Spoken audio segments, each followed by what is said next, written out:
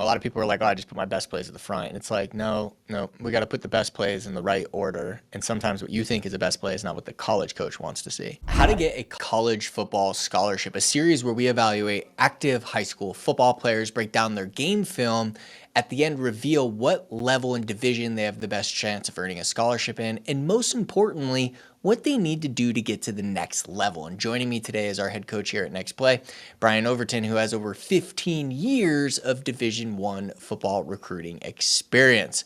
So, Brian, who do we got today? Break us down and let's jump right into actually watching the film. But give us some context of who we got. Okay. He's a 26 running back, about 5'10" or so, it looks like to me, 200, maybe 200 plus pounds put together, really good. He's got some really distinguishing characteristics. So we had him adjust a few things here and there, nothing like major. So Oh, cool. Let's break it down. instead of skipping around a little bit, and so I just let it run here.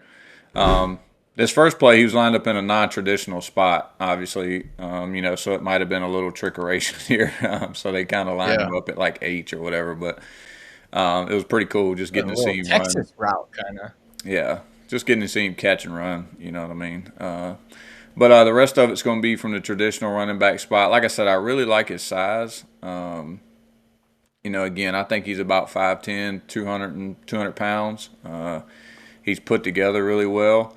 I think he runs fairly well for that size.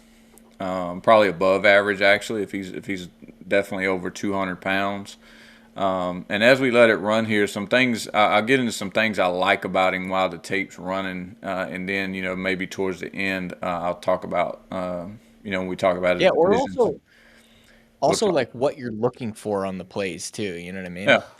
And as you let it run here, at the running back spot specifically, as we're letting it play, you want to see if we can you want to see if he can score when they block them all and get a yard when they don't block anybody. And that's an old Butch Davis thing that I learned from him.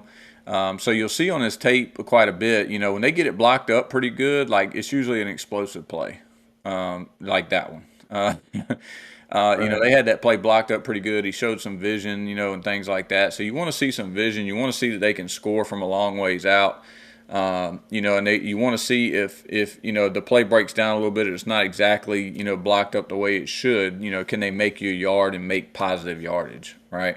Those are kind of the core things you want out of your back. And then the superlatives that make you probably move him up the board or keeps checking the boxes is his explosiveness, his change of direction, and all kinds of things like that. His contact balance. So those are things you're looking for in a running back at the high school level.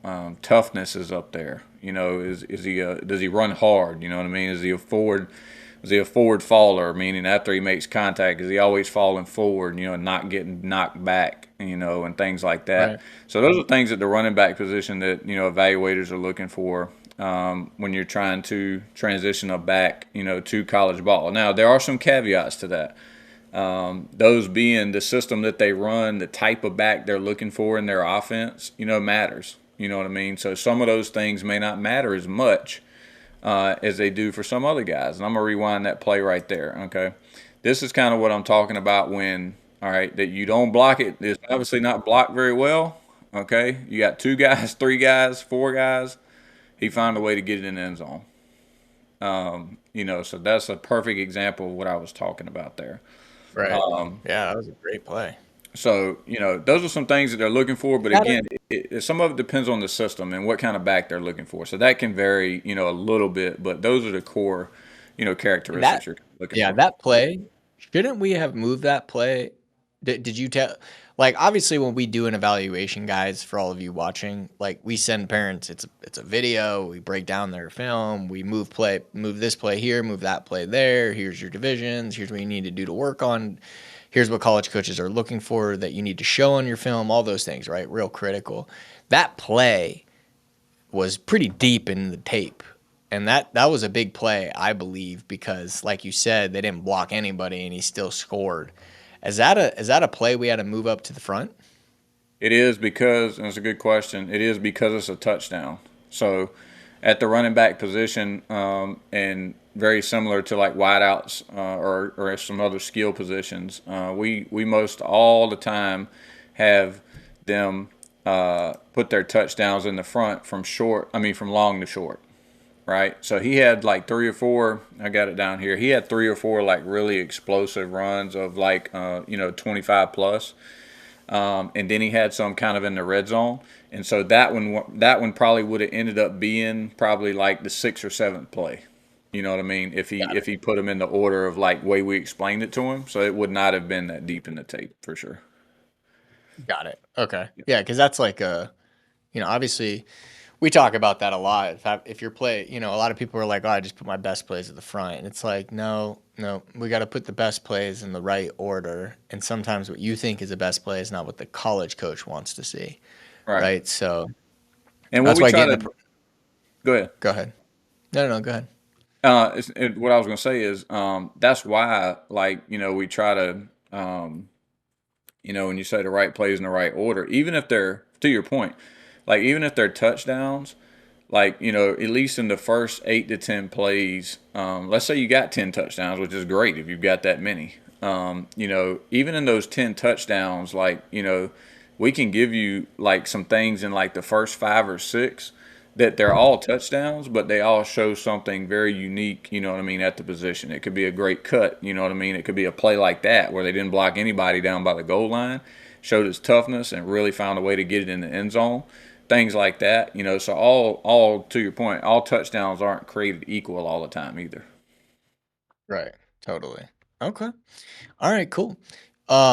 So what are some of the things that like when you're watching the film that stood out for this player? I know you mentioned all the things in general, right? Yeah. Contact balance, all these things. What stood out with this player? I like it is a couple things. One, I like his size. So like if he doesn't get any bigger his senior year and someone was to take him, I think they'd be happy at the way he looks right now because he's even got like he's got a profile picture in his Huddle account, that I went to and looked at, and I mean he's all rocked up, like he's a good looking dude, like on the hoof. So he's physically like his size Like is DK ready. Metcalf looking kind of dude? No, no, no, no, no. I'm talking about for a high school player. Like for a Oh, high school player, like he's a good looking kid. Like if you're taking one out of high school, as a senior, that you can work with. Like you know what I mean. He's physically ready as far as size, yeah. his weight. You know what I mean. You can tell he's strong. To a certain degree.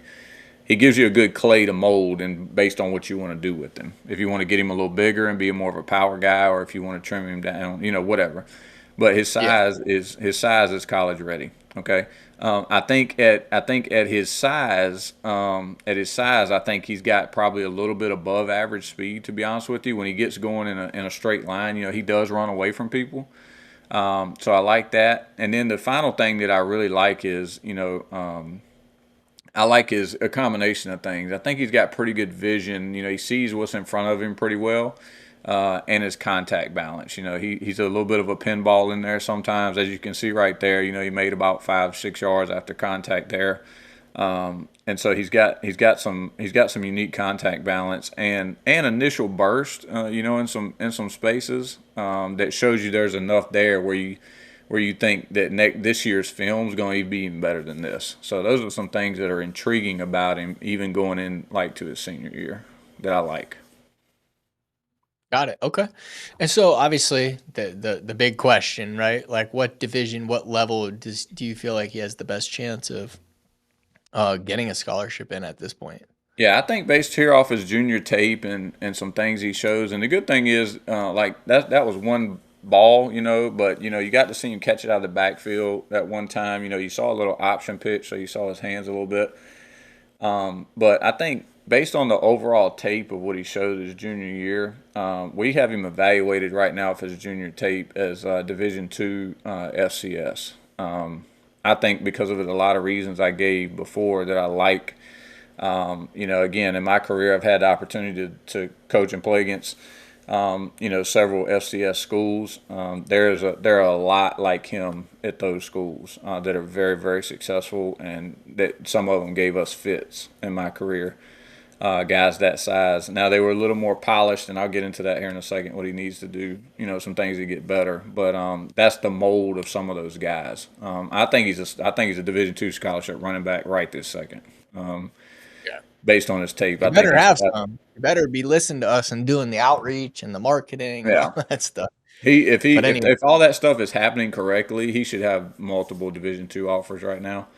And I think he should be garnering serious interest, i.e., like real camp evaluations, going to work out for some FCS schools, and even having real conversations with some FCS schools. In my opinion, based off his junior tape. okay. So talk to me. What does he need to do to get, like, everyone wants to go FBS, right? Everyone wants to go Yeah. P5 or like what does he need to do to get to the next level? Because that he got the So size. There's yeah. no So doubt to make about the that. jump from FCS to FBS at this position, based on his tape, his change of direction would need to take a pretty good jump. Like making people miss in space. Because he's got a pretty good offensive line, and I'm not knocking him for having a good offensive line, but in college ball it doesn't get blocked up as clean, as much, just in general. So being able to move side to side and the short area quickness side to side to make some people miss, to get more explosives like that'll really need to stand out on the tape for him to make a jump. The other thing is he's got a little bit of upright. He runs a little upright to me. A lot of times he doesn't run behind his pads very well, even though he's got good contact balance. He kind of, he'll run behind his pads kind of late, before he makes contact. But I think he's got a little bit of an upright running style. I'd like to see him get behind his pads more, earlier in the game and before contact. So I think he can get better at that. And I'm gonna always say, for a skill guy, your long speed. I think he runs well here because he does. He runs away from people. He's got some long explosives. But if you're talking about jumping up into the FBS level, even G5 and lower level Power 4 and things like that.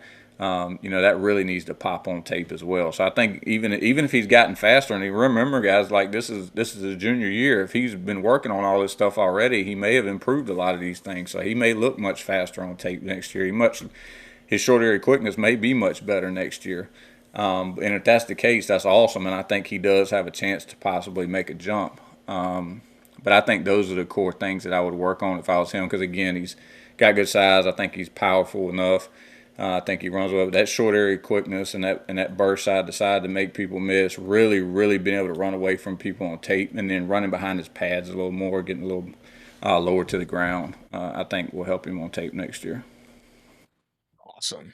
All right, cool. I like it, man. Looks like a great player. Big time opportunity. I hope he's got some offers already at this point.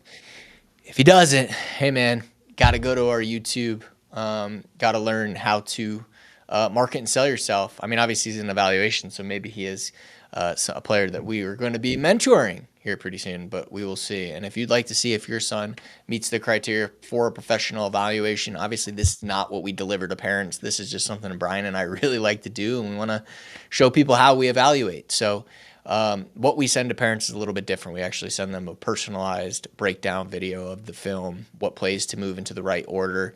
We had players we moved, Crete is a great example of this. We moved his plays around and got a Division I offer just for moving his plays in the right order. So obviously he was a Division I player, but or had the talent, but evaluated as one such.